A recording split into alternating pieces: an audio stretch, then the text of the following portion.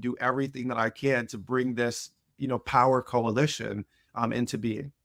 Of course, Barack Obama made a comment the other day about Muslim voters and the consequence of voting for Trump or voting for a third party and enabling Trump to come to office. And he painted a picture of a world which would be far worse. The Democrats that have bandied around the F word, a fascism word, describing Donald Trump. I mean, how would you respond to these claims that life will become far more fierce and difficult for Muslims, for Black Americans, if Donald Trump comes to power? I mean, so there's two sort of basic, answers to this. The first is to just debunk the basic premise of the question. So the first thing to understand is that the Democrats have already lost the election, and they know that they have already lost the election. You're confident about that? Oh, no, they know that it's happened. So they know that we are not taking votes away. They know that unless you elect the Green Party, Trump has already won. And the reason is that when I joined the campaign, I immediately got access to a bunch of polling information that I didn't have access to before.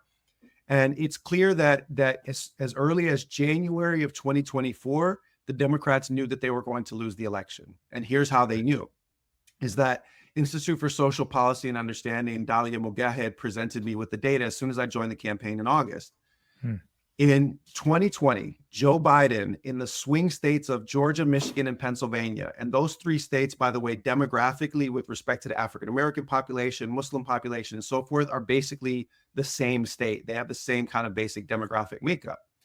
So Joe Biden in those three swing states, and he needed every one of them, to win. He got 65% of the Muslim vote. He was polling at 12% in the Muslim community in January 2024. Wow. Dead man walking. And they have known, at least since January, that they were never going to be able to reassemble the coalition that got them that election. And that's why they've been coming after Black voters so aggressively, because they know that they have no hopes of putting that coalition back together. But they forgot that Black Muslims are the largest single ethnic group in the American Muslim community, so that you are never going to get Black Muslims on board with this genocidal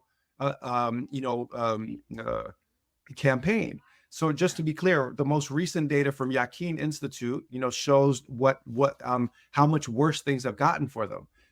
This was almost a month ago now, where they were showing that 53% of the Muslims they surveyed were planning on voting third party, with over 80% of those coming to us. 14% for Kamala, 4% for Trump. So the reality is that, listen, Jews don't vote for Nazis, and Muslims are not going to vote for Democrats. You don't vote for the people that Holocaust you. And so that's the reason why the Democrats have made this last second appeal to try to get Republican voters on board with people like Dick Cheney and Liz Cheney and so forth, because they know that they have no hopes of any kind of winning this election with the electoral constituency that they had before. They're dead. So the first part of the answer to your question is, you can sleep comfortably at night knowing that they caused their own demise and you did not. You should vote your conscience. Vote for where you want your name on the lauf, because understand that if you choose to write your name next to the party that genocided your people, you have in essence signed your name next to Pharaoh. Well, what happened to the people of Pharaoh? The people that stood next to him were washed away with the flood, but Pharaoh was a hereditary monarch. The people did not elect him, and yet just by standing next to him, they were destroyed.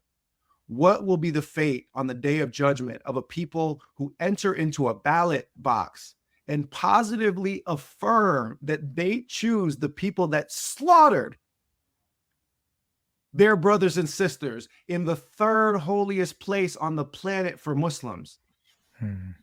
It is a catastrophic decision from a religious standpoint. Every single human being that has been maimed or lost their life unjustly in that war now has a potential claim against you on the day of judgment, because you have participated in whatever crime was committed against them, because you have positively endorsed and affirmed it, and you've said, more please. Now, with respect to the specter of so-called fascism and Trump, fascism is already here. These are Right. Democratic governors, Democratic mayors, Democratic cities that have been building these cop cities and sending riot troops in the hundreds to suppress your constitutionally protected rights of speech and assembly. Fascism is here.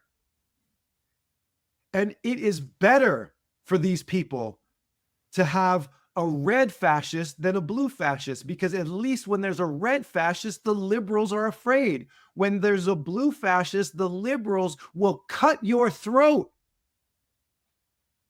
and tell you it's for your best because those other guys are dangerous. It is a kind of collective madness. If we want to make